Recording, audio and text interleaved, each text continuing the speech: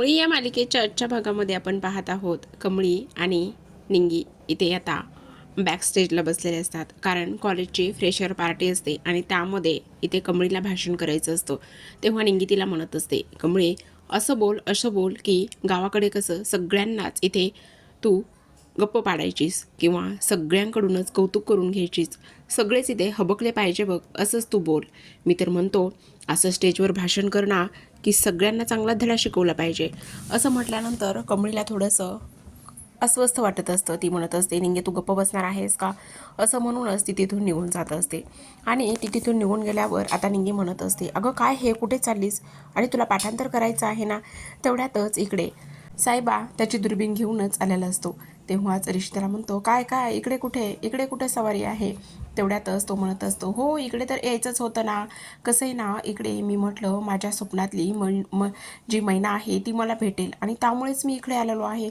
अच्छा, हो का, म्हणून तू इकडे आलेला आहेस. हो, मला असं कोणीतरी सांगितलं होतं की इकडे ना खूपच छान छान मुली आहेत आणि म्हणूनच मी इकडे आलोय. असंच इथे तो बोलत असतो. तेवढ्यातच अनिका मस्त स्वतःचा मेकअप करत असते आणि छान अशी ती तयार सुद्धा होत असते. तेवढ्यातच आता इथे अनिकाने तिच्या काही फ्रेंड्सला काम सांगितलेलं असतं आणि फ्रेंड्सला काम सांगितल्यानंतर इथे जेव्हाच कमळी आणि निंगी तिथून बाहेर जातात तेव्हा त्यांचे बुक्स तिथेच असतात. तेवढ्यातच एक मुलगी जाते आणि तिच्या बुक्समधलं जे भाषणाचा कागद असतो तो ती काढून आणते आणि तो काढून आणल्यावर अनिकाकडे देते. अनिकाकडे दिल्यानंतर इथे ती म्हणत असते, हा कागद ना आता कचऱ्यामध्ये टाकून द्यायचा. नाही नाही, नको नको नको, कचऱ्यामध्ये नको. ती कमळी एवढी घाण आहे की त्या कचऱ्यामधून सुद्धा काढून घेईल. मग आपण हा कचरा जो कागद आहे तो जाळूनच टाकूयात. तर इकडे आता आणखी एक गोष्ट तुम्हा दोघांना करायची आहे. ह्या सरबतामधून तिला असं काही करायचं आहे की ज्यामुळे ती स्टेजपर्यंत येऊन पोहोचलीच नाही पाहिजे. इकडे आता निंगी खूप अस्वस्थ, कमळी खूप अस्वस्थ असते. निंगी तिला समजावते. ती म्हणत असते, अगो कुठे जायचंय मला कळत नाही. त्यावरच आता कमळी म्हणते, मला आता आबांची खूप आठवण येते, मला आबांना फोन करायचा आहे. आत्ता आपण जाऊ आणि बाहेर जाऊन फोन करून येऊया, ते ठीक असतील ना. मला खूप जास्त अस्वस्थ वाटते. त्यावरच निंगी म्हणत असते, अगं कमळे असं काय करतेस आणि तू का काळजी करतेस, तू नको काळजी करू, त्याचबरोबर सगळं ठीक होईल. ही स्पर्धा झाली ना की आपण आबांना फोन करूया. त्यावरच कमळी म्हणत असते, हो ग निंगे ते सगळं काही खरं आहे, पण मला खूप जास्त काळजी, खूप जास्त टेन्शन आली. चल आपण पटकन जाऊया आणि पटकन फोन करून येऊया. असं म्हणूनच त्या दोघी बाहेर फोन करण्यासाठी निघत असतात. तेवढ्यातच इकडे ऋषी त्या दोघींना आवाज देतो आणि ऋषीने त्या दोघींना आवाज दिल्यानंतर इथे आता त्या तिथेच थांबलेल्या असतात आणि तिथे थांबल्यानंतर इथे ऋषी म्हणत असतो, हे काय, कुठे निघालेला आहात, आणि त्याचबरोबर आत्ता तुमचा राऊंड आहे आणि त्याचबरोबर इथे तुमचा राऊंड असल्या कारणाने तुमचं काय चाललेलं आहे, हे तुम्ही कुठे निघालेला आहात, असंच इथे ऋषी बोलत असतो. तेवढ्यातच कमळी म्हणत असते, सर प्लीज आम्हाला जाऊ द्या ना, आमचं खूप महत्त्वाचं काम आहे.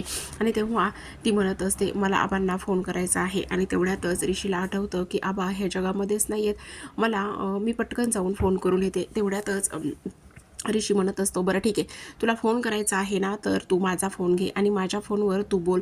असं म्हटल्यानंतर आता इकडे जी कमळी आहे ती म्हणत असते, हो सर द्या ना.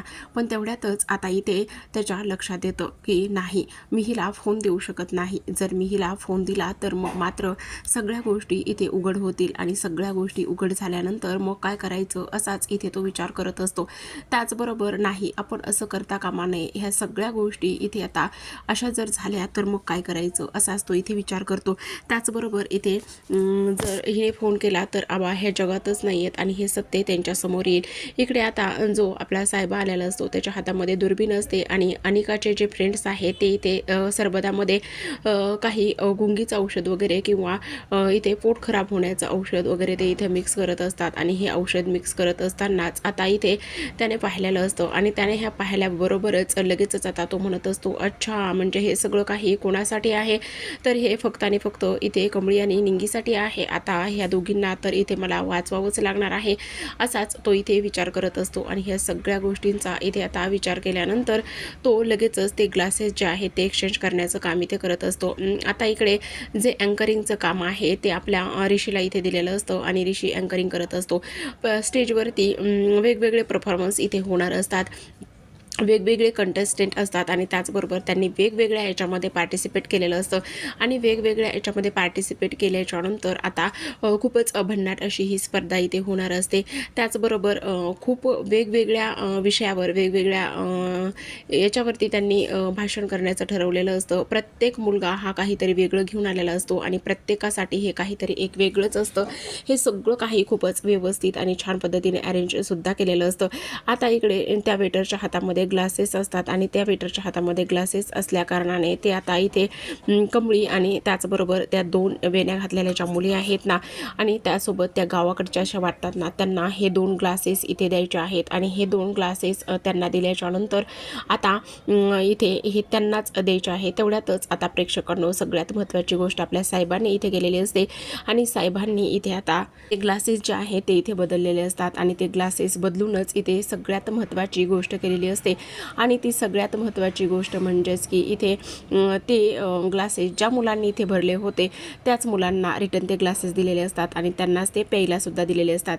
आता इकडे कमळी आणि निंगी खरं तर ज्यूसला नको म्हणत असतात, पण तेव्हा निंगी म्हणत असते, अगं तुला भाषण करायचं आहे आणि किती तुझा घसा कोरडा पडलेला आहे, तू एक काम कर ना, तू गपचूपच हे थोडंसं सरबत पी आणि हे सरबत तू थोडंसं पिलीस ना तर तुला नक्कीच बरं वाटेल.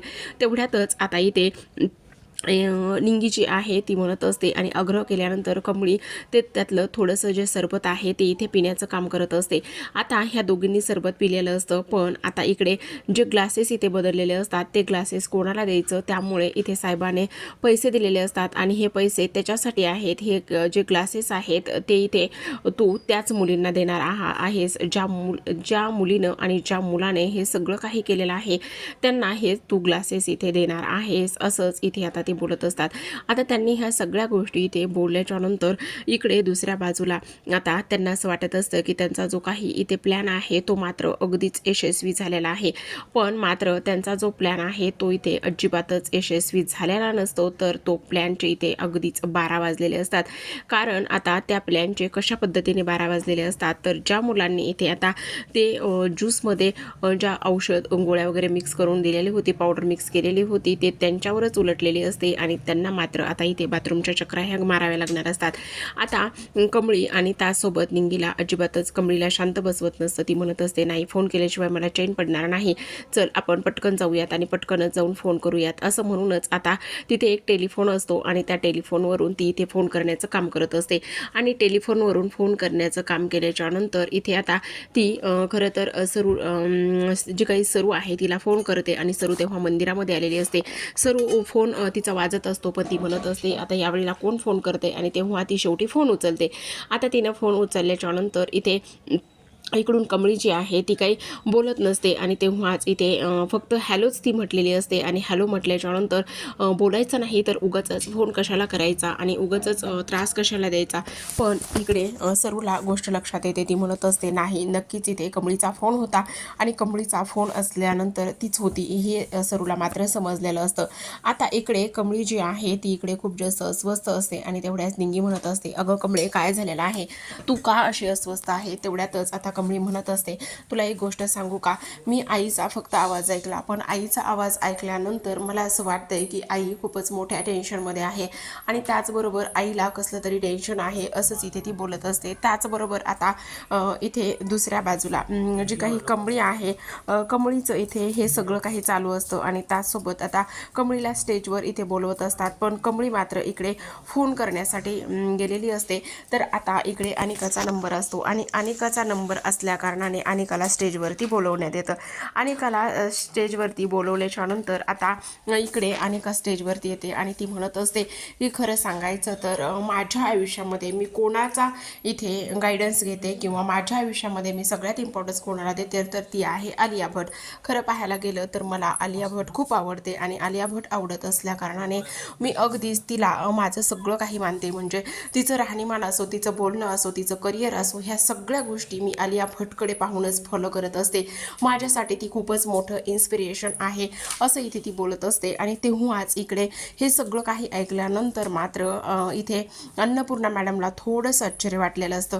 तर आता इथे जी काही अनिका आहे ती म्हणत असते, आलिया भटने कसं तिच्या आवडीप्रमाणे कुठलं मुलाशी लग्न केलं तसं सेम पद्धतीने मलासुद्धा माझ्या आवडीच्या मुलासोबतच इथे लग्न करायचं आहे, असंच ती इथे बोलत असते. आणि तेव्हा सगळ्यांनी टाळ्यांचा कडकडाट केलेला असतो. इकडे मात्र लग्नाचा विषय काढल्यावरती फक्त आणि फक्त इकडे ऋषीकडेच पाहत असते. आता टाळ्या तर जास्त कोणी वाजत नसतं, आनंदी कोणी नसतं, तर फक्त आणि फक्त इथे कामिनी जास्त आनंदात असते.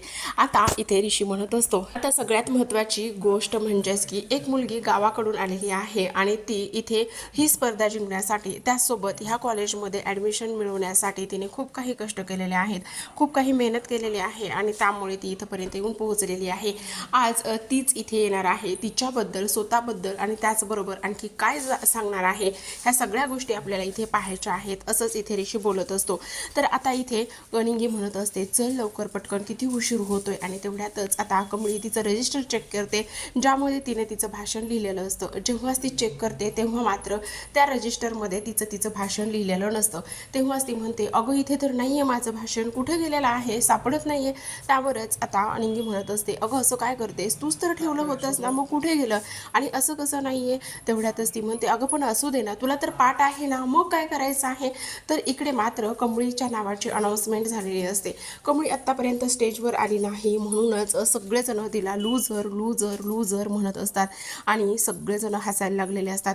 आता इकडे ऋषीने Kamli Mohite please come on the stage अशी अनाऊन्समेंट केल्यानंतर कमळीचे कानं टवकारलेले असतात. ती विचार करत असते, आत्ता तर मला इकडे बोलवलेलं आहे आणि मी काय करू.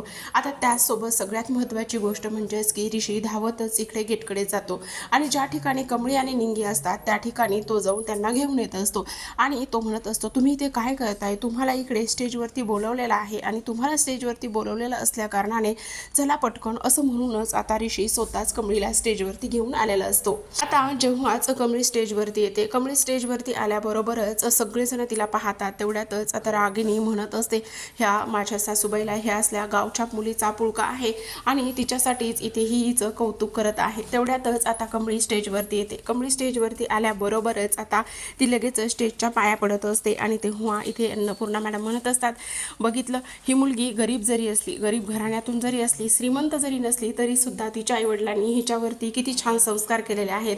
नशीब जर आपल्या अनिकामध्ये हे सगळे संस्कार असते तर किती चांगलं झालं असतं, असंच ती इथे बोलत असते. आता जेव्हा कमळीने स्टेजवरती डोकं ठेवून पाया पडलेली असते तेव्हा सगळेजण चकित झालेले असतात. तर प्रेक्षकांनो, पाहत राहा कमळी या मालिकेचे असे छान छान भाग.